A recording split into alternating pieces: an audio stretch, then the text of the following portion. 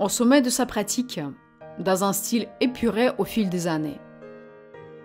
Chardin peint un de ses derniers chefs-d'œuvre. Derrière deux œillets posés en équilibre, à côté d'un verre rempli d'eau où reflète la couleur des fruits, l'artiste nous livre cette pyramide abondante et fragile de fraises des bois.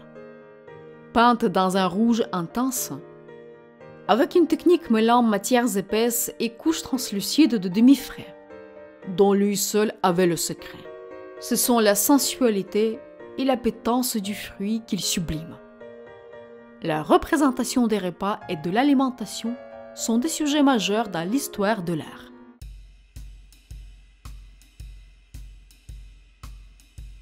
Ben oui, parce qu'il y a des moments où il faut dessiner. Quand on fait de la bande dessinée, on fait des personnages. Et les personnages dans leur vie courante. Donc il y a des moments, ils mangent. C'est des ponctuations qui crédibilisent les personnages dans leur réalisme. Et donc, tout dépend de l'endroit où ils sont. Si je suis à New York, je vais avoir bien sûr des gens qui vont plutôt manger des hamburgers ou alors des pizzas dans des pizzerias italiennes ou la mangeaille de New York. Si c'est ici en France, ça sera différent. Puis ça dépend aussi. Si j'ai des personnages qui sont dans un restaurant gastronomique, à ce moment-là, je vais m'ingénier de trouver le plat qui soit le plus explicite. Donc il faut que ça se voit. Il faut que la description visuelle suggère le plat, la gustation. Hein. Parce que la bande dessinée, elle demande à suggérer le dessin doit suggérer ce qu'elle n'a pas en soi. C'est-à-dire que une page de bande dessinée, ça n'a pas de goût. Donc il va falloir le suggérer par le dessin. Ça n'a pas d'odeur. Il va falloir le suggérer par le dessin. Ça n'a pas de musique. Il va falloir le suggérer par le dessin. Donc le dessin doit être un élément qui va évoquer des tas d'autres aspects qui ne sont pas a priori contenus dans le moyen d'expression lui-même. Mais ce qui est intéressant aussi, c'est de s'apercevoir que le dessin est récapitulatif.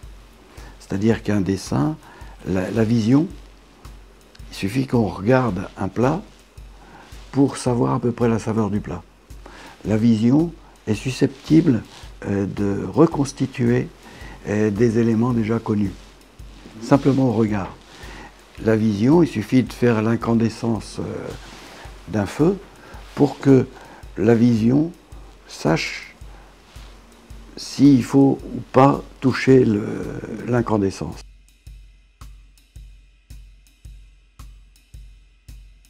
Il y a un parallèle avec n'importe quelle autre discipline artistique. Il y a un parallèle avec la musique, il y a un parallèle avec la sculpture, avec la littérature aussi, et forcément aussi avec la gastronomie. Parce que, en tout cas les gens que je connais, qui sont dans cette profession-là, c'est des gens qui analysent et qui ont une cartographie des goûts extrêmement sophistiquée. Et ceux qui jouent avec ces goûts, c'est un peu comme nous, on peut jouer avec les formes. On va créer des tableaux appétissants pour le lecteur, avec les formes qu'on va mettre les unes avec les autres. On va mettre des personnages, un gros avec un petit, un mince avec une belle fille, sur un décor qu'on va choisir. Et donc on peut faire des tas de pendants. Au lieu d'avoir une belle fille avec un beau garçon, on peut avoir une belle viande avec une belle végétation. On peut avoir des sensations de son avec une image, et on va avoir des sensations de son au moment où on va croquer dans des aliments. Et donc les parallèles, on peut les faire très facilement. On peut passer de l'un à l'autre très facilement.